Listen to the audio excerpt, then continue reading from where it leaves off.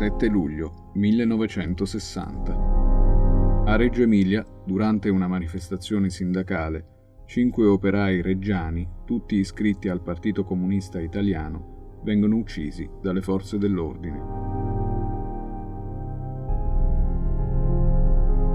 Il contesto dell'Italia nel periodo a cavallo tra la fine degli anni 50 e l'inizio degli anni 60 è quello del boom economico e del nuovo benessere.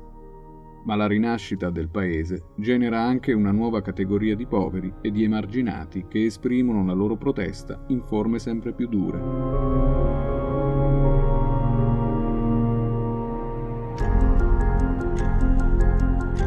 In un complesso scenario economico e sociale, il quadro politico rispecchia il clima di precarietà. La crisi della formula centrista inaugurata da Alcide De Gasperi induce il Presidente della Repubblica Giovanni Gronchi a giocare la carta di un governo forte, il cosiddetto governo del Presidente. L'incarico va al democristiano Fernando Tambroni, che nonostante faccia parte della sinistra della DC, forma un governo che conta sul determinante appoggio esterno della destra missina.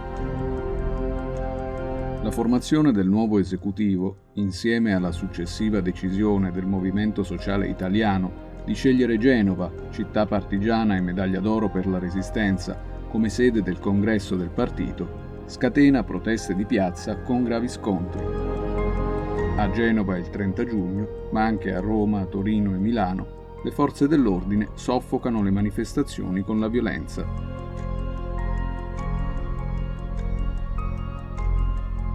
Il 7 luglio, a Reggio Emilia, una carica di un reparto di 350 poliziotti investe la manifestazione di protesta contro le violenze dei giorni precedenti indetta dalla CGIL reggiana.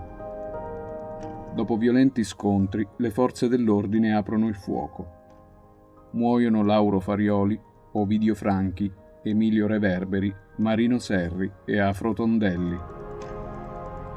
In seguito ai fatti di Reggio Emilia, vengono rinviati a giudizio il vicequestore Giulio Cafari Panico per omicidio colposo plurimo e l'agente Orlando Celani per omicidio volontario. Vengono entrambi assolti con formula piena.